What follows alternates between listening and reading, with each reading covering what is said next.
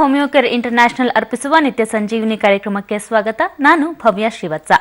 ದಿನೇ ದಿನೇ ಸಾಮಾನ್ಯ ಕಾಯಿಲೆ ಅಂತ ಕಾಡೋ ಆರ್ಥರೈಟಿಸ್ ಅನ್ನ ನಿರ್ಲಕ್ಷ್ಯ ಮಾಡಿದ್ರೆ ಹೃದಯಕ್ಕೂ ತಟ್ಟತ್ತೆ ಅಪಾಯ. ಹಾಗಿದ್ರೆ ಈ ಆರ್ಥರೈಟಿಸ್ ಕಾಯಿಲೆ ಅಂದ್ರೆ ಏನು? ಸಂಧಿವಾತ ಸಮಸ್ಯೆ ಇದ್ರೆ ಯಾವೆಲ್ಲ ರೀತಿಯ ಮುನ್ನೆಚ್ಚರಿಕೆಗಳನ್ನ ವಹಿಸಬೇಕು? ಹೋಮಿಯೋಪತಿಯಲ್ಲಿ ಸಂಧಿವಾತಕ್ಕೆ ಇರುವಂತಹ ಚಿಕಿತ್ಸಾ ವಿಧಾನಗಳು ಏನು ಎಂಬುದರ ಬಗ್ಗೆ ಇವತ್ತಿನ ನಿತ್ಯ ಸಂಜೀವಿನಿ ಕಾರ್ಯಕ್ರಮದಲ್ಲಿ ಚರ್ಚೆಯನ್ನ ಮಾಡ್ತೇವೆ, ಮಾಹಿತಿಯನ್ನ ತಿಳಿಸ್ಕೊಡ್ತೇವೆ. ಇವತ್ತು ನಮ್ಮ ಜೊತೆ ಇದ್ದಾರೆ ಹೋಮಿಯೋಪತಿ ವೈದ್ಯರಾದಂತಹ ಡಾಕ್ಟರ್ ಸ್ನೇಹ. ಡಾಕ್ಟರ್ ನಮಸ್ಕಾರ, ವೆಲ್ಕಮ್ ಟು ದ ಶೋ. ನಮಸ್ಕಾರ. ಮೊದಲಿಗೆ ಈ ಆರ್ಥರೈಟಿಸ್ ಅನ್ನೋದು ಬಹಳಷ್ಟು ಜನರಿಗೆ ಸಾಮಾನ್ಯವಾಗಿರುತ್ತೆ ಡಾಕ್ಟರ್. ಅಂದ್ರೆ ಗೊತ್ತೇ ಇರಲ್ಲ ನಮಗೆ ಇದು ಆರ್ಥರೈಟಿಸ್ ಅಂತ. ಆದ್ರೂ ಸಹ ಈ ಕಾಯಿಲೆ ದಿನೇ ದಿನೇ ಹೆಚ್ಚಾಗ್ತಾ ಕೊನೆಗೊಂದು ದಿನ ಹೆಚ್ಚಾದ ನೋವು ಬಂದಾಗ್ಲೇನೆ ಇದು ಆರ್ಥರೈಟಿಸ್ ಆಗಿದೆ ಅನ್ನೋದು ಗೊತ್ತಾಗುತ್ತೆ. ಹಾಗಾಗಿ ಈ ಆರ್ಥರೈಟಿಸ್ ಅನ್ನೋ ಕಾಯಿಲೆ ಯಾಕೆ ಬರುತ್ತೆ? ಯೂಶಲಿ ನಾವೇನು ನೋಡ್ತೀವಿ, ಆರ್ಥರೈಟಿಸ್ ಅಂತ ಅತಿ ಹೆಚ್ಚಿನ ಸಂಖ್ಯೆಯಲ್ಲಿ ಇತ್ತೀಚಿನ ದಿನಗಳಲ್ಲಿ ನಾವು ನೋಡ್ತಾ ಇದ್ದೀವಿ. ಒಂದು ಇಂಪಾರ್ಟೆಂಟ್ ಕಾರಣವಾಗಿ ನಾವು ನೋಡುವಂಥದ್ದು ನಮ್ಮ ದಿನಚರಿ. ಯಾಕಂದರೆ ಈ ಆರ್ಥರೈಟಿಸ್ ಅಂತಂದಾಗ ಇದರಲ್ಲಿ ಹಲವಾರು ವಿಧಾನಗಳಿರುತ್ತೆ, ಅಂದರೆ ಹಲವಾರು ಅದರಲ್ಲಿ ಟೈಪ್ಸ್ಗಳಿರುತ್ತೆ. ಸೊ ಈ ಟೈಪ್ಸ್ಗಳು, ಪ್ರತಿಯೊಂದು ಟೈಪ್ಸಲ್ಲೂ ಏನಾಗುತ್ತೆ, ನಮ್ಮ ದಿನಚರಿ ತುಂಬ ಇಂಪಾರ್ಟೆಂಟ್ ಆಗುತ್ತೆ. ಸೊ ಇತ್ತೀಚಿನ ದಿನಗಳಲ್ಲಿ ನಮ್ಮಲ್ಲಿ ಹೆಚ್ಚಿನ ಸಂಖ್ಯೆಯಲ್ಲಿ ಆಸ್ಟಿಯೋಆರ್ಥರೈಟಿಸ್ ಪೇಷಂಟ್ಸ್ ಆಗಿರಲಿ ಅಥವಾ ರುಮೆಟೆಡ್ ಆರ್ಥರೈಟಿಸ್ ಪೇಷಂಟ್ಸ್ ಆಗಲಿ ಅತಿ ಹೆಚ್ಚಾಗಿ ಆಗ್ತಾ ಇರೋದು. ಗೌಟಿ ಆರ್ಥರೈಟಿಸ್ ಕೂಡ ಅತಿ ಹೆಚ್ಚಾಗಿ ನಾವು ನೋಡ್ತಾ ಇದ್ದೀವಿ. ಕಾರಣ ಏನು ಅಂತಂದರೆ, ನಾವು ಇರುವಂಥ ಲೈಫ್ ಸ್ಟೈಲ್ ಅಂತಂದಾಗ ಕೇವಲ ಊಟ ತಿಂಡಿ ಅಷ್ಟೇ ಅಲ್ಲ, ನಾವು ಕುತ್ಕೊಂಡು ಒಂದೇ ಜಾಗದಲ್ಲಿ ಕುತ್ಕೊಂಡು ಕೆಲಸ ಮಾಡುವಂಥದ್ದು ಅಥವಾ ಯಾವುದೇ ರೀತಿ ಫಿಸಿಕಲ್ ಆ್ಯಕ್ಟಿವಿಟೀಸ್, ಸ್ವಲ್ಪ ಮಟ್ಟಿಗೆ ಓಡಾಡೋದಾಗಿರ್ಬೋದು, ಅದೇನೂ ಇರಲ್ಲ. ಸೊ ಒಂದೇ ಜಾಗದಲ್ಲಿ ಕುತ್ಕೊಂಡು ಕೆಲಸ ಮಾಡೋದು ಆಗಿರ್ಬೋದು. ಜೊತೆಗೆ ನಾವು ತೆಗೆದುಕೊಳ್ಳೋಂಥ ಆಹಾರ ಕೂಡ ಇಂಪಾರ್ಟೆಂಟ್ ಆಗುತ್ತೆ. ಯಾಕಂದರೆ ಹೆಚ್ಚಿನ ಸಂಖ್ಯೆಯಲ್ಲಿರುವಂಥವ್ರು ಏನು ಮಾಡ್ತಾರೆ, ಡಯಟ್ ಅಂದ್ಬಿಟ್ಟು ರೈಸ್ನ ಫುಲ್ ಸ್ಟಾಪ್ ಮಾಡಿ ಬರೀ ಹಣ್ಣಿನ ಜ್ಯೂಸ್ ಕುಡಿತಾರೆ. ಇನ್ಫ್ಯಾಕ್ಟ್ ಹೋಲ್ ಫ್ರೂಟ್ ಕೂಡ ತಗೊಳ್ಳಲ್ಲ. ಸೊ ಅದರಿಂದ ಕೂಡ ಏನಾಗುತ್ತೆ, ವೈಟಮಿನ್ ಮತ್ತು ಫೈಬರ್ ಡೆಫಿಷಿಯನ್ಸಿ ಆಗುತ್ತೆ, ಮಿನರಲ್ಸ್ ಡೆಫಿಷಿಯನ್ಸಿ ಆಗುತ್ತೆ. ಯಾಕಂದರೆ ನಮ್ಮ ಜಾಯಿಂಟ್ಸ್ಗಳಿಗಾಗಿರಲಿ, ಮೂಳೆಗಳಿಗಾಗಿರಲಿ, ಅವುಗಳಿಗೆ ಕ್ಯಾಲ್ಶಿಯಂ ತುಂಬ ಇಂಪಾರ್ಟೆಂಟ್ ಆಗುತ್ತೆ. ಜೊತೆಗೆ ಮಿನರಲ್ಸ್ ಆಗಿರುವಂಥ ಫಾಸ್ಫರಸ್ ಇಂಪಾರ್ಟೆಂಟ್ ಆಗುತ್ತೆ, ಸೋಡಿಯಂ ಇಂಪಾರ್ಟೆಂಟ್ ಆಗುತ್ತೆ. ಜೊತೆಗೆ ಈ ಫ್ಲೂಯಿಡ್ ಏನಿರುತ್ತೆ, ಸೈನೋವಿಯಲ್ ಫ್ಲೂಯಿಡ್, ಪ್ರತಿಯೊಂದು ಸ್ನಾಯು ಅಥವಾ ಪ್ರತಿಯೊಂದು ಜಾಯಿಂಟಲ್ಲಿ ಕೂಡ ಕೇವಲ ಮೂಳೆಗಳು ಅಷ್ಟೇ ಇರಲ್ಲ, ಮೂಳೆಗಳು ಸುತ್ತಲೂ ಸೈನೋವಿಯಲ್ ಮೆಂಬ್ರೇನ್ ಅಂತ ಇರುತ್ತೆ. ಆ ಮೂಳೆಗಳು ಮಧ್ಯದಲ್ಲಿ ಸೈನೋವಿಯಲ್ ಮೆಂಬ್ರೇನ್ ಜೊತೆಗೆ ಕಾರ್ಟಿಲೇಜ್ ಅನ್ನೋದಿರುತ್ತೆ. ಸೊ ಈ ಕಾರ್ಟಿಲೇಜ್ಗೆ ಅಥವಾ ಈ ಸೈನೋವಿಯಲ್ ಮೆಂಬ್ರೇನಿಗೆ ಏನಾಗುತ್ತೆ, ಮಿನರಲ್ಸ್ ಜೊತೆಗೆ ಪ್ರೋಟೀನ್ಸ್ ಕೂಡ ತುಂಬ ಇಂಪಾರ್ಟೆಂಟ್ ಆಗುತ್ತೆ. ಸೊ ಯಾವಾಗ ನಾವು ಮಾಡುವಂಥ ಆಹಾರದಲ್ಲಿ, ಊಟ ಮಾಡುವಂಥ ಕ್ರಮದಲ್ಲಿ ಹೆಚ್ಚು ಕಡಿಮೆ ಆಗುತ್ತೆ ಅಥವಾ ಅತಿ ಹೆಚ್ಚಾಗಿ, ಅಥವಾ ಇತ್ತೀಚಿನ ದಿನಗಳಲ್ಲಿ ಪಾರ್ಟಿ ಅಂತಂದ್ಬಿಟ್ಟು ಏನು ಹೆಚ್ಚಾಗಿ ಧೂಮಪಾನ, ಮದ್ಯಪಾನ ಮಾಡುವಂಥದ್ದಾಗಿರ್ಬೋದು. ಇನ್ನು ಕೆಲವೊಬ್ಬರಿಗೆ ಚೆನ್ನಾಗಿ ಕಾಣಬೇಕು ಅಥವಾ ಗ್ಲಾಮರಸ್ ಆಗಿರಬೇಕು ಅಂತ ಹಲವಾರು ಜನ ಹುಡುಗಿಯರು ಕೂಡ ಏನು ಮಾಡ್ತಾರೆ, ವೈನ್ ತೆಗೆದುಕೊಳ್ಳೋದು ಅಥವಾ ಬಿಯರ್ ತೆಗೆದುಕೊಳ್ಳೋದು. ಸೊ ಇದರಿಂದ ಕೂಡ ಏನಾಗುತ್ತೆ, ನಮ್ಮ ಜಾಯಿಂಟ್ಸಿಗೆ ಅಥವಾ ಮೂಳೆಗಳಿಗೆ ಏನಾಗುತ್ತೆ, ಕ್ಯಾಲ್ಶಿಯಂ ಕಡಿಮೆ ಆಗ್ತಾ ಹೋಗುತ್ತೆ. ಸ್ಪೆಷಲಿ ವೈಟಮಿನ್ ಡಿ ತುಂಬ ಕ್ಷೀಣಿಸ್ತಾ ಹೋಗುತ್ತೆ.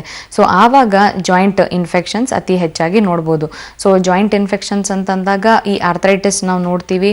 ಆಸ್ಟಿಯೋಆರ್ಥರೈಟಿಸ್ ಆಗಿರ್ಬೋದು, ರುಮೆಟೆಡ್ ಆರ್ಥರೈಟಿಸ್, ಗೌಟಿ ಆರ್ಥರೈಟಿಸ್. ಜೊತೆಗೆ ಇಂಪಾರ್ಟೆಂಟ್ ಏನಾಗುತ್ತೆ ಅಂತಂದರೆ, ನಾವು ಕುತ್ಕೊಂಡಲ್ಲೇ ಕೆಲಸ ಮಾಡಬೇಕಾದಾಗ ಏನಾಗುತ್ತೆ, ಅತಿ ಹೆಚ್ಚಾಗಿರೋ ಸ್ಟ್ರೆಸ್. ಇತ್ತೀಚಿನ ದಿನಗಳಲ್ಲಿ ಪ್ರತಿಯೊಬ್ಬರೂ ಅತಿ ಹೆಚ್ಚಾಗಿ ಸೆನ್ಸಿಟಿವಿಟಿ, ಸೂಕ್ಷ್ಮತೆ ಹೆಚ್ಚಾಗಿ ಸ್ಟ್ರೆಸ್ ತಗೊಳ್ತಾ ಇರ್ತಾರೆ. ಇಲ್ದಿದ್ರೆ ಅತಿ ಹೆಚ್ಚಾಗಿ ಸ್ಟ್ರೆಸ್ ಮಾಡ್ಕೊಳ್ತಾ ಇರ್ತಾರೆ ಅಥವಾ ಹೆಚ್ಚಿನ ಸ್ಟ್ರೆಸ್ ಇರುವಂಥ ಟಾರ್ಗೆಟ್ ಓರಿಯೆಂಟೆಡ್ ಜಾಬ್ಸ್ ಇರುತ್ತೆ. ಇಷ್ಟು ಟಾರ್ಗೆಟ್ ರೀಚ್ ಆಗಲೇಬೇಕು ಅಥವಾ ಇವತ್ತಿನ ಕೆಲಸ ಇಷ್ಟು ಮುಗಿಸ್ಲೇಬೇಕು ಅಂತ, ಸ್ಪೆಷಲಿ MNC ಕಂಪ್ನೀಸಲ್ಲಿ ಆಗಿರ್ಬೋದು. ಸೊ ಇವುಗಳಲ್ಲಿ ಅಥವಾ ಕಾಲ್ ಸೆಂಟರ್ ಜಾಬ್ಸ್ ಆಗಿರ್ಬೋದು. ಸೊ ಇವುಗಳಲ್ಲಿ ಒತ್ತಡ ಹೆಚ್ಚಾಗಿರೋದ್ರಿಂದ, ಜೊತೆಗೆ ಫಿಸಿಕಲ್ ಆಕ್ಟಿವಿಟೀಸ್, ದೈಹಿಕ ದಂಡನೆ ಕಡಿಮೆ ಆಗೋದ್ರಿಂದ, ಜೊತೆಗೆ ಹಣ್ಣು ತರಕಾರಿ ಸೊಪ್ಪು ತುಂಬಾ ಲಿಮಿಟೆಡ್ ಆಗಿರೋದ್ರಿಂದ ಏನಾಗುತ್ತೆ, ನಮ್ಮ ಬಾಡಿಯಲ್ಲಿರುವಂಥ ವೈಟಮಿನ್ಸ್ಗೆ, ಮಿನರಲ್ಸ್ಗೆ, ಪ್ರೋಟೀನ್ಸಲ್ಲಿ ಇಂಬ್ಯಾಲೆನ್ಸ್ ಆಗ್ತಾ ಹೋಗುತ್ತೆ. ಸೊ ಆವಾಗ ನಾವೇನು ಆಹಾರದಲ್ಲಿ ಊಟ ಮಾಡಿರ್ತೀವಿ, ಸೊ ಅದರಲ್ಲಿರುವಂಥ ಪ್ರೋಟೀನ್ಸ್ ಎಷ್ಟರ ಮಟ್ಟಿಗೆ ನಮ್ಮ ಮಾಂಸಖಂಡಗಳಿಗೆ ಹೋಗಬೇಕಾಗತ್ತೆ, ಎಷ್ಟರ ಮಟ್ಟಿಗೆ ಸೈನೋವಿಯಲ್ ಮೆಂಬ್ರೇನಿಗೆ ಹೋಗಬೇಕಾಗತ್ತೆ, ಎಷ್ಟರ ಮಟ್ಟಿಗೆ ಕಾರ್ಟಿಲೇಜ್ಗೆ ಹೋಗಬೇಕಾಗತ್ತೆ, ಅಥವಾ ನಾವು ತೆಗೆದುಕೊಳ್ಳುವಂಥ ಹಾಲು ಏನು ಯೂಸ್ ಮಾಡ್ತೀವಿ ಅಥವಾ ಟೀ ಕಾಫಿ ಏನು ಯೂಸ್ ಮಾಡ್ತೀವಿ ಅದರಲ್ಲಿ ಏನು ಹಾಲು ತೆಗೆದುಕೊಳ್ತೀವಿ ಅಥವಾ ಕೆಲವೊಬ್ರು ಮೊಟ್ಟೆ ಕೂಡ ತೆಗೆದುಕೊಳ್ತಾರೆ. ಸೊ ಇವುಗಳಲ್ಲಿರುವಂಥ ಕ್ಯಾಲ್ಶಿಯಂ ಆಗಿರ್ಬೋದು, ಸೊ ನಮ್ಮ ಮೂಳೆಗಳಿಗೆ ಹೋಗಿಲ್ಲ ಅಂತಂದಾಗ ಏನಾಗುತ್ತೆ, ಆಗ ಈ ರೀತಿ ಆರ್ಥರೈಟಿಸ್ ಸಮಸ್ಯೆಗಳು ಹೆಚ್ಚಾಗಿ ನೋಡ್ತೀವಿ. ಒಬ್ರು ಕಾಲರ್ ರೆಡಿ ಇದ್ದಾರೆ. ಈಗ ಗಿರೀಶ್ ಅನ್ನೋರು ಮೈಸೂರಿನಿಂದ ಕರೆ ಮಾಡಿದ್ದಾರೆ. ನಮಸ್ತೆ. ನಮಸ್ತೆ ಮೇಡಮ್. ಏನ್ ಪ್ರಾಬ್ಲಮ್ ಇದೆ ಗಿರೀಶ್ ಅವರೇ? ಆಕ್ಚುಲಿ ನಮ್ಮ ಅಣ್ಣವರ ವೈಫ್ಗೆ from 15 years he is suffering from rheumatoid arthritis. Okay, doctor ಇದ್ದಾರೆ, ಮಾತಾಡಿ. Okay. ಹೇಳಿ. From 15 years he was suffering from rheumatoid arthritis.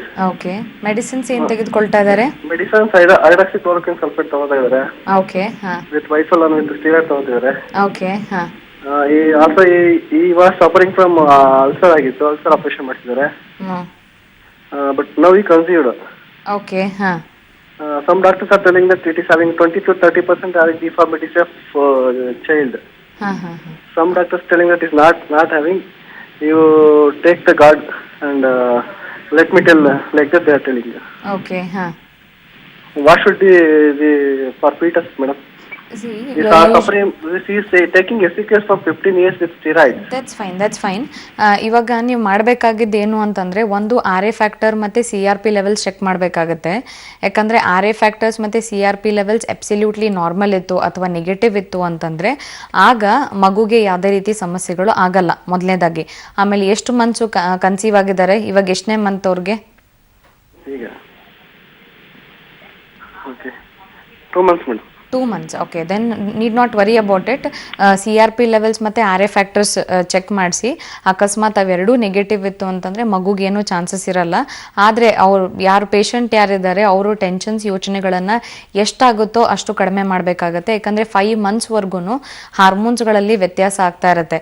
So ಹಾರ್ಮೋನ್ಸ್ಗಳಲ್ಲಿ imbalance ಆಗುವಾಗ ಸ್ವಲ್ಪ ಮಟ್ಟಿಗೆ ನೋವು ಹೆಚ್ಚು ಕೂಡ ಆಗ್ಬೋದು ಅಥವಾ ನೋವು ಕಡಿಮೆನೂ ಆಗ್ಬೋದು. ಸೊ ಆ ಟೈಮಲ್ಲಿ ಏನಾದರೂ ನಮ್ಮ ಮಗುಗೆ ಪ್ರಾಬ್ಲಮ್ ಆಗ್ಬೋದಾ ಅಂತ ಸುಮಾರು ಜನ ಅನ್ಕೊಳ್ತಾರೆ. ಸೊ ಆ ರೀತಿ ಸ್ಟ್ರೆಸ್ ಏನಾದರೂ ಮಾಡ್ಕೊಳ್ತಾ ಇದ್ರು ಅಂದರೆ ಆಗ ಹುಟ್ಟುವಂಥ ಮಗುಗೆ ತೊಂದರೆಗಳಾಗ್ಬೋದು. ಇಲ್ದಿದ್ರೆ ಡೆಫಿನೆಟ್ಲಿ ಆಗಲ್ಲ. ಸ್ಟ್ರಾಂಗ್ ಆಗಿ ಪಾಸಿಟಿವ್ ಆಗಿರೋಕ್ಕೆ ಹೇಳಿ. ಅದಕ್ಕಿಂತ ಮುಂಚೆ ಇನ್ವೆಸ್ಟಿಗೇಷನ್ಸ್ ಮಾಡ್ಸೋಕ್ಕೆ ಹೇಳಿ. ಇನ್ವೆಸ್ಟಿಗೇಷನ್ಸ್ ಕಂಪ್ಲೀಟ್ಲಿ ನಾರ್ಮಲ್ ಇತ್ತು ಅಂದರೆ ಏನು ಯೋಚನೆ ಇಲ್ಲ. ಮೆಡಿಸಿನ್ಸ್ ಏನು ತೆಗೆದುಕೊಳ್ತಿದ್ದಾರೆ ಅದನ್ನು ಕಂಟಿನ್ಯೂ ಮಾಡ್ಬೋದು. ಸ್ವಲ್ಪ ಜಾಗ್ರತೆ ವಹಿಸಬೇಕಾಗತ್ತಷ್ಟೇ. ಕರೆ ಮಾಡಿದ್ದಕ್ಕೆ ಧನ್ಯವಾದ. ಈಗ ಕೃಷ್ಣಮೂರ್ತಿ ಅನ್ನೋರು ಬೆಂಗಳೂರಿನಿಂದ ಕರೆ ಮಾಡಿದ್ದಾರೆ. ನಮಸ್ತೆ. ನಮಸ್ಕಾರ ಮೇಡಮ್ ಅವರೇ. ಏನ್ ಪ್ರಾಬ್ಲಮ್ ಇದೆ ಕೃಷ್ಣಮೂರ್ತಿ ಅವರ? ಸ್ವಾಮಿ, ನಾವು ಮೇಡಮ್ ಅವರೇ ಇದ್ದಕ್ಕಿದ್ದಂಗೆ 1 ವರ್ಷದಲ್ಲಿ ಜ್ವರ ಬಂತು ಅಷ್ಟೇ ನನಗೆ. ಜ್ವರ ಬಂದು. ಹೇಳಿ. ನಮಸ್ತೆ ಮೇಡಮ್ ಅವರೇ. ಹೇಳಿ ಟಿವಿ ನೋಡಿ ಮಾತಾಡಬೇಡಿ, ಹೇಳಿ. ನಾನು ಕೃಷ್ಣಮೂರ್ತಿ ಅಂತ. ನನಗೆ 1 ವರ್ಷದಲ್ಲಿ ಜ್ವರ ಬಂತು ನನಗೆ. ಜ್ವರ ಬಂದ್ಮೇಲೆ ಮಂಡಿ ನೋವಾಗಿ ಸಿಕ್ಕಾಪಟ್ಟೆ ನಾನು ನಡೆಯಕ್ಕೆ ಆಗಲ್ಲ ಮೇಡಮ್ ಅವರೇ, ಮಂಡಿ ನೋವಲ್ಲಿ. ಓಕೆ, ಡಾಕ್ಟರ್ ತರ ಮಾತಾಡಿ. ಹೇಳಿ, ಅದಕ್ಕೆ ಏನಾದರೂ ಪರೀಕ್ಷೆಗಳು ಏನಾದರೂ ಮಾಡಿಸಿದ್ದೀರಾ? ಏನ್ ಮೆಡಿಕಲ್ ಅಲ್ಲಿ ಮಾಡಿಸ್ತೆ ಮೇಡಮ್ ಅವರೇ, ಏನಿಲ್ಲ ಅಂತಾರೆ. MRI ತೆಗಿಸಿದೀನಿ, ಏನ್ ಮಾಡಿದೀನಿ, ಆದ್ರೆ ಸಿಕ್ಕಾಪಟ್ಟೆ ನೋವಿದೆ ಮೇಡಮ್ ಅವರೇ. ಓಕೆ, MRI ಅಲ್ಲಿ ಏನಂತ ಇದೆ? MRI ಎಲ್ಲ ಮಾಡಿಸಿದೀನಿ ಮೇಡಮ್ ಅವರೇ, ಆದ್ರೆ ಏನು ನನಗೇನು ಇದೇ ಆಗಿಲ್ಲ. ನೋವಂತೂ ಕಮ್ಮಿನೇ ಆಗಿಲ್ಲ. ಖಾಲಿ ಹೆಜ್ಜೆನೇ ಇಕ್ಕಾಗಲ್ಲ. ಕರೆಕ್ಟು. MRI ರಿಪೋರ್ಟ್ಸ್ ಅಲ್ಲಿ ಏನಂತ ಇದೆ? ಮೂಳೆಗಳು ಸವದಿದೆ ಅಂತ ಏನಾದ್ರು ಇದೆಯಾ? ಅವರು ಒಬ್ರು ಡಾಕ್ಟರ್ ಮೂಳೆ ಸಾವದಿದೆ ಅಂತಾರೆ, ಬೇರೆಯವರು ಏನ್ ಲೈಟ್ ಸಾವದಿದೆ ಅಂತಾರೆ, ಏನನ್ನ ಹೇಳ್ತಾರೆ. ಎಷ್ಟು ವಯಸ್ಸು ನಿಮ್ಗೆ? ನನಗೆ 54 ವರ್ಷ ಮೇಡಮ್ ಅವರೇ. ಓಕೆ, ಹಾಗಿದ್ರೆ ರಕ್ತ ಪರೀಕ್ಷೆಯಲ್ಲಿ ಯೂಶಲಿ ವೈರಲ್ ಆರ್ಥರೈಟಿಸ್ ಅಂತ ಬಂದಿರುತ್ತೆ. ಸೊ ಇತ್ತೀಚಿನ ದಿನಗಳಲ್ಲಿ ಅದು ಹೆಚ್ಚಾಗಿ ಕಾಣಿಸ್ಕೊಳ್ತದೆ. ಜೊತೆಗೆ 1 year 1.5 year ಇಂದ 54 ವರ್ಷ ಮೇಡಮ್ ಅವರೇ. ಹೌದೌದು, ಇತ್ತೀಚಿನ ದಿನಗಳಲ್ಲಿ ತುಂಬಾ ನೋಡ್ತಾ ಇದ್ದೀವಿ. ಸೊ ವೈರಲ್ ಆರ್ಥರೈಟಿಸ್ ಅಂತಂದಾಗ ಜ್ವರ ಬಂದು ತದನಂತರ ಜಾಯಿಂಟ್ ಪೇನ್ಸ್ ಬಂದಿರುತ್ತೆ, ಜ್ವರ ಹೊರಟೋಗುತ್ತೆ, ತದನಂತರ ಜಾಯಿಂಟ್ ಪೇನ್ಸ್ ಹಾಗೆ ಉಳ್ಕೊಂಡ್ಬಿಟ್ಟಿರುತ್ತೆ. ಸೊ ಅದಕ್ಕಾಗಿ ನೀವು RA ಫ್ಯಾಕ್ಟರ್ಸ್ ಮತ್ತೆ CRP ಲೆವೆಲ್ಸ್ ಅಂತ ಇರುತ್ತೆ, ಬ್ಲಡ್ ಟೆಸ್ಟ್ ಅಲ್ಲಿ ಮಾಡ್ತಾರೆ. ಇದನ್ನ ಮಾಡಿಸ್ಕೊಳ್ಳಿ. ಜೊತೆಗೆ ESR ಲೆವೆಲ್ಸ್, ಇದು ಮೂರೂ ಖಾಲಿ ಹೊಟ್ಟೆಲ್ ನೀವು ಬ್ಲಡ್ ಟೆಸ್ಟ್ ಮಾಡಿಸಿದ್ರಿ ಅಂತಂದ್ರೆ ತದನಂತರ ನೀವು ಹೋಮಿಯೋಪತಿ ವೈದ್ಯರನ್ನ ಭೇಟಿ ಮಾಡಿದ್ರೆ ಇವು ಲೆವೆಲ್ಸ್ಗಳು ಎಷ್ಟಿದೆ ಅಥವಾ ಯಾವುದು ಪಾಸಿಟಿವ್ ಇದೆ, ಯಾವುದು ನೆಗೆಟಿವ್ ಇದೆ ಅಥವಾ ಬಾರ್ಡರ್ ಲೈನ್ ಪಾಸಿಟಿವ್ ಇದೆಯಾ ಇದನ್ನು ನೋಡಿಕೊಂಡು ಇದಕ್ಕೆ ಚಿಕಿತ್ಸೆ ಕೊಡ್ಬೋದು. ಕೇವಲ ಬರೀ ಪೇನ್ ಕಿಲ್ಲರ್ಸ್ ತೆಗೆದುಕೊಳ್ಬೇಡಿ. ಯಾಕಂದ್ರೆ ನಿಮ್ಮ ವಯಸ್ಸು 50 years ಇರೋದ್ರಿಂದ ಅತಿ ಹೆಚ್ಚಾಗಿ ಪೇನ್ ಕಿಲ್ಲರ್ಸ್ ಏನಾದರೂ ಬಳಸ್ತಾ ಇದ್ರಿ ಅಂತಂದರೆ ಆವಾಗ ಲಿವರ್ಗೆ, ಕಿಡ್ನಿಗೆ ಪ್ರಾಬ್ಲಮ್ ಆಗುತ್ತೆ. ಸೊ ಈ ರಕ್ತ ಪರೀಕ್ಷೆಯನ್ನು ಮಾಡಿಸಿ ತದನಂತರ ಹೋಮಿಯೋಪತಿ ವೈದ್ಯರನ್ನು ಭೇಟಿ ಮಾಡಿ. ಕರೆ ಮಾಡಿದ್ದಕ್ಕೆ ಧನ್ಯವಾದ. ಇನ್ನು ಡಾಕ್ಟರ್, ಆರ್ಥರೈಟಿಸ್ ಇರುವಂಥವರು ಮನೆಯಲ್ಲಿರ್ಬೋದು ಅಥವಾ ಅವರು ಕೆಲಸ ಮಾಡ್ತಿದ್ರೆ ಆಫೀಸಲ್ಲಿ, ಅವ್ರು ಕೆಲಸ ಮಾಡೋ ಸ್ಥಳಗಳಲ್ಲಿ ಯಾವ ರೀತಿಯ ಒಂದು ಮುನ್ನೆಚ್ಚರಿಕೆಯನ್ನು ವಹಿಸಬೇಕು ಅಂತ? ಯೂಶಲಿ ಆರ್ಥರೈಟಿಸ್ ಆಲ್ರೆಡಿ ಬಂದಿದೆ ಅಂತಂದಾಗ ಏನಾಗುತ್ತೆ, ಅಕಸ್ಮಾತ್ ಆಗಿ ಡಿಫಾರ್ಮಿಟೀಸ್ ಹೆಚ್ಚಾಗಿತ್ತು. ಯಾಕಂದರೆ ರುಮಟೆಡ್ ಆರ್ಥರೈಟಿಸ್ ಇತ್ತು ಅಂತಂದರೆ ಅತಿ ಹೆಚ್ಚಿನ ದಿನಗಳಲ್ಲಿತ್ತು ಅಥವಾ ತೀವ್ರತೆ ಅತಿ ಹೆಚ್ಚಾಗಿತ್ತು, ಸಿವಿಯರಿಟಿ ಜಾಸ್ತಿ ಇತ್ತು ಅಂದರೆ ಕೈ ಬೆರಳುಗಳು ಕೆಲವೊಂದು ಸತಿ ಡಿಫಾರ್ಮಿಟೀಸ್ ಅಂದರೆ ಸೊಟ್ಟಗಾಗುವಂಥದ್ದು ಅಥವಾ ಕಾಲು ಬೆರಳುಗಳು ಡಿಫಾರ್ಮಿಟೀಸ್ ಅಲ್ಲಿ ಸೊಟ್ಟಾಗುವಂಥದ್ದು ಅಥವಾ ಮೂಳೆಗಳು ಕರೆಕ್ಟಾಗಿ ಫಾರ್ಮೇಷನ್ ಆಗದೆ ಇರೋದು. ಸೊ ಈ ರೀತಿ ಸಮಸ್ಯೆಗಳು ಹೆಚ್ಚಾಗಿ ಯಾರಲ್ಲಿ ನೋಡ್ತೀವಿ ಅಂದರೆ ಸಿವಿಯರಿಟಿ, ತೀವ್ರತೆ ಯಾರಲ್ಲಿ ಹೆಚ್ಚಿರುತ್ತೆ. CRP levels usually 6 ಒಳಗಿರಬೇಕಾಗತ್ತೆ. ಸೊ ಅದಕ್ಕಿಂತ ಹೆಚ್ಚಿತ್ತು ಅಂತಂದಾಗ ಏನಾಗುತ್ತೆ, ಆಗ ಕೆಲವೊಂದು ರಿಸ್ಟ್ರಿಕ್ಷನ್ಸ್ ಹೇಳ್ತೀವಿ. ಅಂದರೆ ಪೋಸ್ಚರ್ ವೈಸ್ ಮೂಮೆಂಟ್ಸ್ ಆಗಿರಲಿ, ಹೆಚ್ಚು ನಡೆಯೋದನ್ನು ಸ್ವಲ್ಪ ಅವಾಯ್ಡ್ ಮಾಡೋಕ್ಕೆ ಹೇಳ್ತೀವಿ. ಅಂದರೆ 1/2 hourಕ್ಕಿಂತ ಕಡಿಮೆ ಓಡಾಡಬೇಕಾಗತ್ತೆ. ಇನ್ನು ಈ ಥರದ್ದು ಏನು ಡಿಫಾರ್ಮಿಟೀಸ್ ಏನು ಹೆಚ್ಚು ಇಲ್ಲ ಅಂದವರು every day must and should 15-20 minutes walking definitely ಮಾಡ್ಬೋದು. ಯಾಕಂದರೆ ಒಂದೇ ಜಾಗದಲ್ಲಿ ಕುತ್ಕೊಂಡಾಗ ಏನಾಗುತ್ತೆ, ಅತಿ ಹೆಚ್ಚಾಗಿ ಬೊಜ್ಜು ಬರೋ ಚಾನ್ಸಸ್ ಇರುತ್ತೆ. ಒಬೇಸಿಟಿ ಹೆಚ್ಚಾದಷ್ಟು ಏನಾಗುತ್ತೆ, ಆರ್ಥ್ರೈಟಿಸ್ ಇನ್ನೂ ತೀವ್ರತೆ ಸಿವಿಯರಿಟಿ ಹೆಚ್ಚಾಗ್ತಾ ಹೋಗುತ್ತೆ. ಅದಕ್ಕಿಂತ ಇಂಪಾರ್ಟೆಂಟ್ ಏನು ಅಂತಂದರೆ ಎವ್ರಿ ಡೇ ಹಾಲು ತೆಗೆದುಕೊಳ್ಳೋದು ಇಂಪಾರ್ಟೆಂಟ್ ಆಗುತ್ತೆ, ಮತ್ತು ಒಂದು ಹಣ್ಣು ತೆಗೆದುಕೊಳ್ಳೋದು ಕೂಡ ಇಂಪಾರ್ಟೆಂಟ್ ಆಗುತ್ತೆ. ಯಾಕಂದರೆ ಆರ್ಥ್ರೈಟಿಸ್ ಇರೋ ಪೇಷಂಟ್ಸ್ ಯೂಶಲಿ ಹಲವಾರು ಥರದ್ದು ಮೆಡಿಸಿನ್ಸ್ ತೆಗೆದುಕೊಳ್ತಾ ಇರ್ತಾರೆ. ಕೆಲವೊಬ್ಬರು ಸ್ಟಿರಾಯ್ಡ್ ಕೂಡ ತೆಗೆದುಕೊಳ್ತಾ ಇರ್ತಾರೆ. ಸೊ ಈ ಸ್ಟಿರಾಯ್ಡ್ಸ್ ಬಳಕೆ ಆದಾಗ ಏನಾಗುತ್ತೆ, ನಮ್ಮ ಬಾಡಿಯಲ್ಲಿರುವಂಥ ವೈಟಮಿನ್ಸ್ ಆಗಿರಲಿ ಅಥವಾ ಮಿನರಲ್ಸ್ ಆಗಿರಲಿ ಕಡಿಮೆ ಪ್ರಮಾಣದಲ್ಲಿ ನಮ್ಮ ಬಾಡಿಯಲ್ಲಿ ಇದ್ರೂ ಅದರ ಕೊರತೆ ಉಂಟಾಗುತ್ತೆ. ಸೊ ವೈಟಮಿನ್ಸು ಮಿನರಲ್ಸ್ ಕಡಿಮೆ ಆದಾಗ ಏನಾಗುತ್ತೆ, ಬೋನ್ ಡೆನ್ಸಿಟಿ ಕಡಿಮೆ ಆಗುತ್ತೆ. ಸೊ ಬೋನ್ನಲ್ಲಿರೋ ಶಕ್ತಿ ಕಡಿಮೆ ಆದಾಗ ಏನಾಗುತ್ತೆ, ಆರ್ಥ್ರೈಟಿಸ್ ಲೆವೆಲ್ಸ್ ಇನ್ನೂ ಹೆಚ್ಚಾಗ್ತಾ ಹೋಗುತ್ತೆ. ಸೊ ಇದು ಇಂಪಾರ್ಟೆಂಟ್ ಇರುತ್ತೆ. ಜೊತೆಗೆ ಸ್ಟ್ರೆಸ್ ಲೆವೆಲ್ಸ್ ಎಷ್ಟು ಕಡಿಮೆ ತಗೊಳ್ತಾರೋ ಅಷ್ಟು ಒಳ್ಳೆಯದು. ಓಕೆ ಡಾಕ್ಟರ್, ಒಬ್ರು ಕಾಲರ್ ರೆಡಿ ಇದ್ದಾರೆ. ಚಂದ್ರಕಲಾ ಅನ್ನೋರು ಕನಕ್ಪುರದಿಂದ ಕರೆ ಮಾಡಿದ್ದಾರೆ. ನಮಸ್ತೆ. ನಮಸ್ತೆ ಮೇಡಮ್. ಏನ್ ಪ್ರಾಬ್ಲಮ್ ಇದೆಮ್ಮ? ಮೇಡಮ್ ಮಂಡಿ ನೋವಿದೆ. ಎಷ್ಟು ದಿನದಿಂದ ಇದೆ? ಮೇಡಮ್ ಒಂದು 6 months ಇಂದ ಇದೆ ಮೇಡಮ್. ನಾನು ಎಲ್ಲೂ ಚೆಕಪ್ ಮಾಡಿಸಿಲ್ಲ. ಆದ್ರೆ ಓಕೆ, ಡಾಕ್ಟರ್ ಇದ್ದಾರೆ, ಮಾತಾಡಿ. Okay madam. ಹೇಳಿ ಅಮ್ಮ. ಮೇಡಮ್ ನಮಸ್ತೆ. ನಮಸ್ತೆ. ಮೇಡಮ್ ಮಂಡಿ ನೋವು ಜಾಸ್ತಿ ಇದೆ. ಓಕೆ. ಅದು ಒಂದು ನೈಸಿಪ್ ಅನ್ನೋ ಟ್ಯಾಬ್ಲೆಟ್ ಬರುತ್ತಲ್ಲ ಮೇಡಮ್, ಅದು ತಗೊಂಡ್ರೆ 3 days ಕಮ್ಮಿ ಇರುತ್ತೆ, ಮತ್ತೆ ರೆಗ್ಯುಲರ್ ಆಗಿ ಬರುತ್ತೆ ಮ್ಯಾಮ್. ಓಕೆ. ಇದಕ್ಕೇನು ಪರೀಕ್ಷೆಗಳೇನು ಮಾಡಿಸಿಲ್ಲ ಅಮ್ಮ? ಇಲ್ಲ ಮ್ಯಾಮ್, ಮಾಡಿಸಿಲ್ಲ. ಎಷ್ಟಮ್ಮ ಏಜ್ ನಿಮಗೆ? 40. ಓಕೆ, ಸರಿ. ಹಾಗಿದ್ರೆ ಮೊದಲನೇದಾಗಿ ಎಕ್ಸ್ರೇ ಮಾಡಿಸಿ ಅಮ್ಮ ಮೊಣಕಾಲಿಗೆ. ಮತ್ತು ನೀವೇನು ಪೇನ್ ಕಿಲ್ಲರ್ ಬಳಸ್ತಿರ್ತೀರಲ್ಲ ಅದನ್ನು ಆಲ್ರೆಡಿ ಬ್ಯಾನ್ ಮಾಡಿದ್ದಾರೆ. ಸೊ ಅದನ್ನು ಹೆಚ್ಚು ಬಳಸೋಕ್ಕೆ ಹೋಗಬೇಡಿ. ಅದರಿಂದ ಲಿವರ್ಗೆ ಕಿಡ್ನಿಗೆ ಸುಮಾರು ಜನಕ್ಕೆ ಡ್ಯಾಮೇಜ್ ಆಗಿದ್ದಕ್ಕೆ ಅದನ್ನು ಆಲ್ರೆಡಿ ಬ್ಯಾನ್ ಮಾಡಿದ್ದಾರೆ. ಸೊ ಆ ಪೇನ್ ಕಿಲ್ಲರ್ನ ದಯವಿಟ್ಟು ಉಪಯೋಗಿಸೋಕೆ ಹೋಗಬೇಡಿ. ಜೊತೆಗೆ ಎಕ್ಸ್ರೇ ಮಾಡಿಸಿ ಮತ್ತು ರಕ್ತ ಪರೀಕ್ಷೆಗಳು ಮಾಡಿಸ್ಬೇಕಮ್ಮ ನೀವು. ಸೊ ರಕ್ತ ಪರೀಕ್ಷೆಯಲ್ಲಿ RA ಫ್ಯಾಕ್ಟರು, CRP ಲೆವೆಲ್ಸು ಮತ್ತು ಹಿಮೋಗ್ಲೋಬಿನ್ ಚೆಕ್ ಮಾಡಿಸಿ, ESR ಚೆಕ್ ಮಾಡಿಸಿ. ಇದನ್ನಿಷ್ಟು ಮಾಡಿಸಿದ್ರೆ ಮತ್ತು ಎಕ್ಸ್ರೇ ಮಾಡಿಸಿದ್ರೆ ನೀವು ಹೋಗಿ ವೈದ್ಯರನ್ನು ಭೇಟಿ ಮಾಡಿದ್ರೆ ಅವ್ರು ನಿಮಗೆ ಸೂಕ್ತವಾದ ಚಿಕಿತ್ಸೆಯನ್ನು ಕೊಡ್ತಾರೆ. ಪದೇ ಪದೇ ಪೇನ್ ಕಿಲ್ಲರ್ಸ್ ಯೂಸ್ ಮಾಡ್ತಾ ಇದ್ರಿ ಅಂತಂದರೆ ನಿಮ್ಮ ಬಾಡಿಗೆ ತುಂಬ ಪ್ರಾಬ್ಲಮ್ ಆಗುತ್ತೆ. ಲಿವರ್ಗೆ ಕಿಡ್ನಿಗೆ ಡ್ಯಾಮೇಜ್ ಆಗೋ ಚಾನ್ಸಸ್ ಇರುತ್ತೆ. ಸೊ ಇಷ್ಟು ದಿನ ಆಲ್ರೆಡಿ ನಿರ್ಲಕ್ಷ್ಯ ಮಾಡಿದ್ದೀರಾ, ಮುಂದೆ ನಿರ್ಲಕ್ಷ್ಯ ಮಾಡಬೇಡಿ. ಎಕ್ಸ್ರೇ ರಕ್ತ ಪರೀಕ್ಷೆಯನ್ನು ಮಾಡಿಸಿ ಹೋಮಿಯೋಪತಿ ವೈದ್ಯರನ್ನು ಭೇಟಿ ಮಾಡಿ ಅಮ್ಮ. ಕರೆ ಮಾಡಿದ್ದಕ್ಕೆ ಧನ್ಯವಾದ. ಈಗ ಪ್ರಕಾಶ್ ಅನ್ನೋರು ಬೆಂಗಳೂರಿನಿಂದ ಕರೆ ಮಾಡಿದ್ದಾರೆ. ನಮಸ್ತೆ. ನಮಸ್ತೆ ಮೇಡಮ್. ಹೇಳಿ, ಏನು ಸಮಸ್ಯೆ ಇದೆ? ಮೇಡಮ್ ನಮ್ಮ ಮಿಸಸ್ಗೆ ಯಾವಾಗೂ ಬೆನ್ನು ಕೊಟ್ಟು ನೋವು ಅಂತ ಇದ್ದಾರೆ ಮೇಡಮ್. ಯಾವಾಗೂ ಎಲ್ಲ ಹಾಸ್ಪಿಟ್ಲಲ್ಲಿ ತೋರಿಸ್ತಾರೆ, ಮೇಲಾಗಿಲ್ಲ, ಎಲ್ಲೆಲ್ಲ ತೋರಿಸ್ತೀವಿ. ಡಾಕ್ಟರ್ ಇದ್ದಾರೆ, ಮಾತಾಡಿ ಪ್ರಕಾಶ್ ಅವರೇ. Okay madam. ಕೊಟ್ಟು ನೋವು, ಬೆನ್ನು ನೋವಿದೆ ಮೇಡಮ್. ಯಾವಾಗೂ ಹಾಸ್ಪಿಟಲ್ ಕರ್ಕೊಂಡು ಹೋಗ್ಬೇಕು, ಕರ್ಕೊಂಡು ಬರಬೇಕು, ಯಾವಾಗೂ ನೋವು ಅಂತಾರೆ ಮೇಡಮ್. ಓಕೆ. ಎಷ್ಟು ವರ್ಷದಿಂದ ಇದೆ ನೋವು? ಮೇಡಮ್ ಇನ್ನೊಂದು 2 ವರ್ಷದಿಂದ ಇದೆ ನನಗೆ. 2 ವರ್ಷದಿಂದ ಇದೆ. ಓಕೆ. ಅದಕ್ಕೇನಾದರೂ ರಕ್ತ ಪರೀಕ್ಷೆ ಏನಾದರೂ ಮಾಡಿಸಿದ್ದೀರಾ? ಇಲ್ಲ ಮೇಡಮ್, ರಕ್ತ ಪರೀಕ್ಷೆ ಏನು ಮಾಡಿಲ್ಲ. ಮೊದಲನೇದಾಗಿ ರಕ್ತ ಪರೀಕ್ಷೆ ಮಾಡಿಸಿ. ಜೊತೆಗೆ ನಿರ್ಲಕ್ಷ್ಯ ಮಾಡಕ್ಕೆ ಹೋಗ್ಬೇಡಿ. ಯಾಕಂದರೆ ಕತ್ತು ನೋವು, ಸೊಂಟ ನೋವು ಅಥವಾ ಬೆನ್ನು ನೋವು ಬರ್ತಾ ಇತ್ತು ಅಂತಂದರೆ, ಬೆನ್ನು ಹುರಿಯಲ್ಲಿರುವಂಥ ಇಂಟ್ರಾವರ್ಟಿಬ್ರಲ್ ಪ್ರೆಷರ್ ಕಡಿಮೆ ಆಗಿತ್ತು ಅಂತಂದರೆ ಅವಾಗ ಏನಾಗುತ್ತೆ, ಅಥವಾ ಹೆಚ್ಚಾಗಿತ್ತು ಅಂತಂದರೆ, ಎರಡೂ ಕಾರಣದಿಂದ ಏನಾಗುತ್ತೆ, ಅಲ್ಲಿರುವಂಥ ಡಿಸ್ಕ್ ಏನಾಗಿರುತ್ತೆ ಅಲ್ಲಿ ಬಲ್ಜ್ ಆಗಿರ್ಬೋದು, ಅಥವಾ ಡಿಸ್ಕ್ ಡಿಜನ್ರೇಷನ್ ಆಗಿರ್ಬೋದು, ಸ್ಪಾಂಡಿಲೋಸಿಸ್ ಆಗಿರ್ಬೋದು, ಅಥವಾ ಡಿಸ್ಕ್ ಪ್ರೊಲ್ಯಾಪ್ಸ್ ಆಗಿರ್ಬೋದು. ಸೊ ಅದಕ್ಕೆ ಹೋಲ್ ಸ್ಪೈನ್ ಎಕ್ಸ್ರೇ ಮಾಡಿಸ್ಬೇಕಾಗುತ್ತೆ. ಜೊತೆಗೆ ಕೆಲವೊಂದು ರಕ್ತ ಪರೀಕ್ಷೆಗಳಿರುತ್ತೆ. ನೀವು ಹೋಗಿ ವೈದ್ಯರನ್ನ ಭೇಟಿ ಮಾಡಿದ್ರೆ ಅವ್ರು ನಿಮಗೆ ಅದಕ್ಕೆ ಸೂಕ್ತವಾದ ಚಿಕಿತ್ಸೆಯನ್ನು ಕೊಡ್ತಾರೆ. ಬಟ್ ಅದಕ್ಕಿಂತ ಮುಂಚೆ ಇವು ಪರೀಕ್ಷೆಗಳನ್ನು ಮಾಡಿಸಿ, ನಿರ್ಲಕ್ಷ್ಯ ಮಾಡಬೇಡಿ.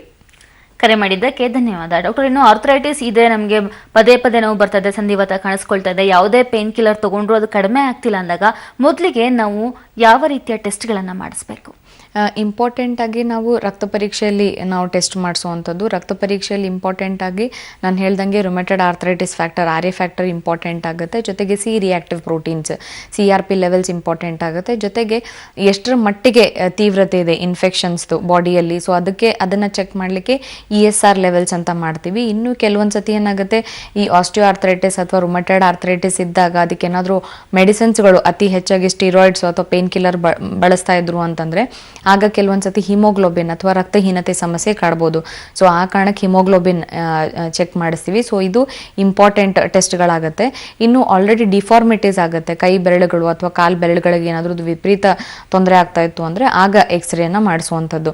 ಜೊತೆಗೆ ನಾವು ಮೆಡಿಸಿನ್ಸ್ ಕೊಟ್ಟ ನಂತರ ಇವೆಲ್ಲ ಟೆಸ್ಟ್ ಮಾಡಿದ್ಮೇಲೆ ಯಾವ ಗ್ರೇಡಲ್ಲಿ ಅಥವಾ ಯಾವ ಲೆವೆಲ್ಸಲ್ಲಿ ಅವ್ರಿಗೆ ಆರ್ಥ್ರೈಟಿಸ್ ಇದೆ. ಕೆಲವೊಂದು ಸತಿ ಈಗ ಗೌಟಿ ಆರ್ಥ್ರೈಟಿಸ್ ಇತ್ತು ಅಂತಂದಾಗ uric acid levels every 3 months once check ಮಾಡಬೇಕಾಗುತ್ತೆ. ಜೊತೆಗೆ 3 ತಿಂಗಳಿಗೆ ಒಂದ್ಸತಿ ಈ RA factor, CRP levels, ESR levels, haemoglobin ಇದನ್ನು ಕೂಡ 3 ತಿಂಗಳಿಗೆ ಒಂದ್ಸತಿ ಚೆಕ್ ಮಾಡಿಸಿ ಎಷ್ಟರ ಮಟ್ಟಿಗೆ ಯಾವ ಲೆವೆಲಲ್ಲಿದೆ, ಎಷ್ಟರ ಮಟ್ಟಿಗೆ ಕಡಿಮೆ ಆಗ್ತಾ ಇದೆ ಅಥವಾ ಎಷ್ಟರ ಮಟ್ಟಿಗೆ ಹೆಚ್ಚಾಗ್ತಾ ಇದೆ ಇದನ್ನು ನೋಡಿಕೊಂಡು ತದನಂತರ ಚಿಕಿತ್ಸೆ ಕೊಡಬೇಕಾಗತ್ತೆ. ಬಟ್ ಹೆಚ್ಚಿನ ಪೇನ್ ಕಿಲ್ಲರ್ಸ್ ಏನಾದರೂ ಬಳಸ್ತಾ ಇದ್ರು, ಇವಾಗ ಸುಮಾರು 10 ವರ್ಷ, 15 ವರ್ಷ, 20 ವರ್ಷದಿಂದ ತೊಂದರೆಗಳಿತ್ತು, ಸತತವಾಗಿ 3 days once, 4 days once ಅಥವಾ ಎವ್ರಿ ಡೇ ಪೇನ್ ಕಿಲ್ಲರ್ ಬಳಸ್ತಾ ಇದ್ರು ಅಂತಂದರೆ ಆಗ ಸೀರಮ್ ಕ್ರಿಯಾಟಿನಿನ್, ಕಿಡ್ನಿಗೆ ಸಂಬಂಧಪಟ್ಟಂಗೆ ಕ್ರಿಯಾಟಿನ್ ಲೆವೆಲ್ಸ್ ಏನಾದರೂ ತೊಂದರೆ ಆಗಿದೆಯಾ ಅಥವಾ ಲಿವರ್ ಫಂಕ್ಷನ್ಸ್ ಕರೆಕ್ಟ್ ಆಗಿದೆಯಾ ಅನ್ನಲಿಕ್ಕೆ ಲಿವರ್ ಫಂಕ್ಷನ್ ಟೆಸ್ಟ್ ಮತ್ತು ಲಿವರ್ ಸ್ಕ್ಯಾನಿಂಗ್ ಕೂಡ ಇಂಪಾರ್ಟೆಂಟ್ ಆಗುತ್ತೆ, ಅಬ್ಡಾಮನ್ ಪೆಲ್ವಿಕ್ ಸ್ಕ್ಯಾನ್. ಯಾಕಂದರೆ ವೈಸಲೋನ್ ಆಗಿರ್ಬೋದು ಅಥವಾ ಯಾವುದೇ ರೀತಿ ಸ್ಟಿರಾಯ್ಡ್ ಏನಾದರೂ ಅತಿ ಹೆಚ್ಚಾಗಿ ಬಳಸ್ತಾ ಇದ್ರು ಅಂತಂದರೆ ಆಗ ಲಿವರ್ ಮೇಲೆ ಅತಿ ಹೆಚ್ಚಿನ ಒತ್ತಡ ಬಿದ್ದಿರುತ್ತೆ. ಸೊ ಆವಾಗ ಲಿವರ್ ಎನ್ಲಾರ್ಜ್ಮೆಂಟ್ ಕೂಡ ಆಗೋ ಚಾನ್ಸಸ್ ಇರುತ್ತೆ. ಜೊತೆಗೆ ಈ ರುಮೆಟೆಡ್ ಆರ್ಥರೈಟಿಸ್ ಸುಮಾರು ವರ್ಷಗಳಿಂದ ಇದೆ, ಪದೇ ಪದೇ ಚೆಸ್ಟ್ ಪೇನ್ ಬರ್ತಾ ಇದೆ ಅಂತಂದಾಗ ಕೆಲವೊಂದು ಸತಿ ಈ ರುಮೆಟೆಡ್ ಆರ್ಥರೈಟಿಸ್ ಏನಾಗುತ್ತೆ ಹಾರ್ಟ್ ಕಂಪ್ಲೇಂಟ್ಸ್ ಆಗಿ ಕೂಡ ಕಾಂಪ್ಲಿಕೇಶನ್ಸ್ ನಾವು ನೋಡ್ಬೋದು. ಸೊ ಹಾರ್ಟ್ ಪ್ರಾಬ್ಲಮ್ಸ್ ಏನಾದರೂ ಪದೇ ಪದೇ ರುಮೆಟೆಡ್ ಆರ್ಥರೈಟಿಸ್ ಸ್ಪೆಷಲಿ ಪೇಷಂಟ್ಗೆ ಏನಾದರೂ ಎದೆ ನೋವು ಬರ್ತಾ ಇತ್ತು ಅಥವಾ ಎದೆ ಬಡಿತ ಪ್ಯಾಲ್ಪಿಟೇಷನ್ಸ್ ಆಗ್ತಾ ಇತ್ತು ಅಂತಂದಾಗ ಆಗ ಹಾರ್ಟ್ ಫಂಕ್ಷನ್ಸ್ನ ಮಾಡುವಂಥದ್ದು. ಸೊ ಇವಿಷ್ಟು ಇಂಪಾರ್ಟೆಂಟ್ ಇನ್ವೆಸ್ಟಿಗೇಷನ್ಸ್ ಆಗುತ್ತೆ. ಓಕೆ, ಮತ್ತೊಬ್ರು ಕಾಲರ್ ರೆಡಿ ಇದ್ದಾರೆ ಡಾಕ್ಟರ್. ಕೆಂಪಮ್ಮ ಅನ್ನೋರು ಕರೆ ಮಾಡಿದ್ದಾರೆ. ನಮಸ್ತೆ. ನಮಸ್ತೆ ಮೇಡಮ್. ಏನ್ ಪ್ರಾಬ್ಲಮ್ ಇದೆ ಅವರ? ನನಗೆ ಮೊಣಕಾಲು ತುಂಬಾ ನೋವ್ತಾ ಇದೆ. ಡಾಕ್ಟರ್ ಇದಾರಮ್ಮ, ಮಾತಾಡಿ. ಹೇಳಿ ಅಮ್ಮ. ಸ್ನೇಹ ಮೇಡಮ್ ನಮಸ್ತೆ. ನಮಸ್ತೆ ಅಮ್ಮ, ಹೇಳಿ. ನನಗೆ ಮೊಣಕಾಲು ತುಂಬಾ ನೋವ್ತಾ ಇದೆ ಮೇಡಮ್, 1-2 ವರ್ಷದಿಂದ. Advance in happy new year. Thank you ಅಮ್ಮ, wish you the same. Madam ಕಾಲು ತುಂಬಾ ನೋವಿದೆ, ಮೊಣಕಾಲು ನೋವಿದೆ. ಯಾವಾಗಿಂದ ನೋವಿದೆಯಮ್ಮ ಮೊಣಕಾಲು ನೋವು? 1-2 ವರ್ಷದಿಂದ ಇದೆ ಮೇಡಮ್. 2 ವರ್ಷದಿಂದ ಇದೆ. ಎಕ್ಸ್ರೇ ಮಾಡಿಸಿದ್ದೀರಮ್ಮ? ಮಾಡಿಸ್ಲಿಲ್ಲ ಮೇಡಮ್.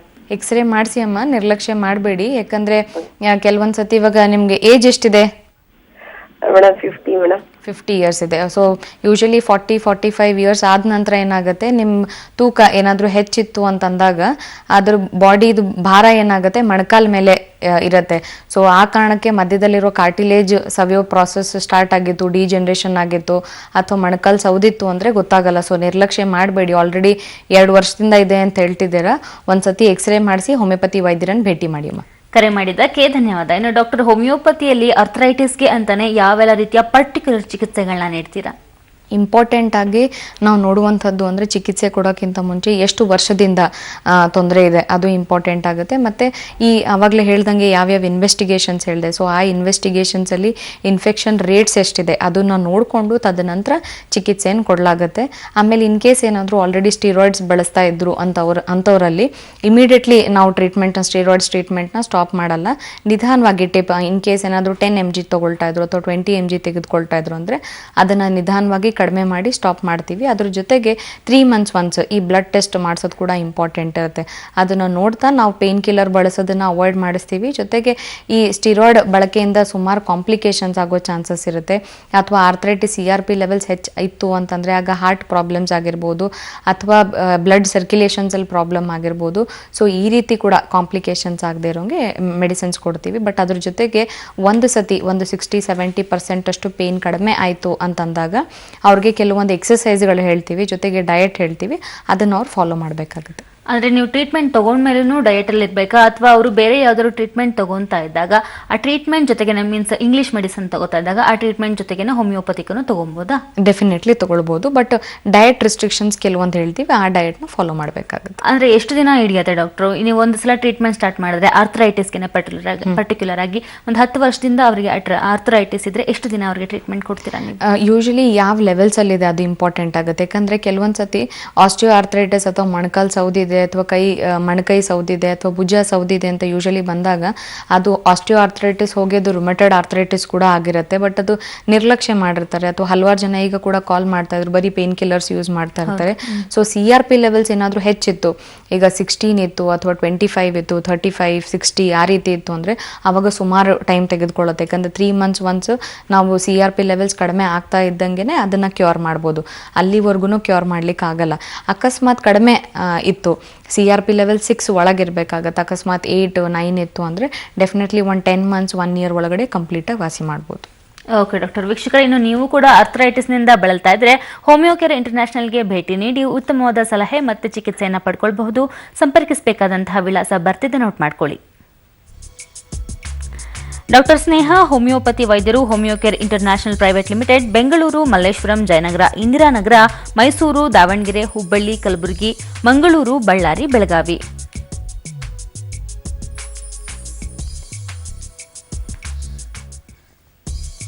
ಇನ್ನು ಸಂಪರ್ಕಿಸಬೇಕಾದಂತಹ ದೂರವಾಣಿ ಸಂಖ್ಯೆಗಳು 955000011133, ಮತ್ತೊಂದು ದೂರವಾಣಿ ಸಂಖ್ಯೆ 180010081212.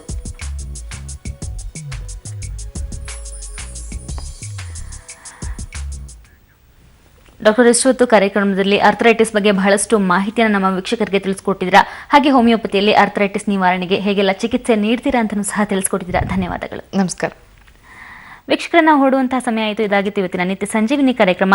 ನಾಳಿನ ಕಾರ್ಯಕ್ರಮದಲ್ಲಿ ಮತ್ತಷ್ಟು ಆರೋಗ್ಯದ ಸಲಹೆಗಳೊಂದಿಗೆ ನಿಮ್ಮ ಮುಂದೆ ಹಾಜರಾಗ್ತೇವೆ. ನೆನಪಿರ್ಲಿ, ನ್ಯೂಸ್ ಅಂದ್ರೆ ಪಬ್ಲಿಕ್ ಟಿವಿ.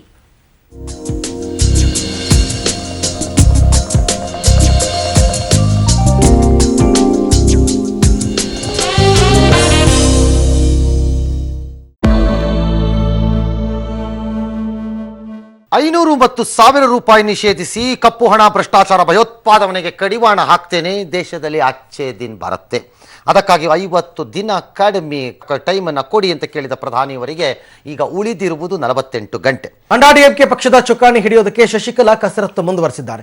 ನಾಳೆ ಚೆನ್ನೈನಲ್ಲಿ ಅಣ್ಣಾಡಿಎಂಕೆ ಪಕ್ಷದ ಸರ್ವ ಸದಸ್ಯರ ಸಭೆ ಹಿನ್ನೆಲೆಯಲ್ಲಿ ನಿನ್ನೆ ನಟ ಅಜಿತ್ ಜೊತೆ ಶಶಿಕಲಾ ಮಹತ್ವದ ಮಾತುಕತೆ ನಡೆಸಿದರು. ಪಕ್ಷದ ಜನರಲ್ ಸೆಕ್ರೆಟರಿಯಾಗಿ ಆಯ್ಕೆಯಾಗೋದಕ್ಕೆ ಶಶಿಕಲಾ ಅಜಿತ್ ಅವರ ಬೆಂಬಲ ಕೋರಿದ್ದಾರೆ ಎನ್ನಲಾಗ್ತಾ ಇದೆ.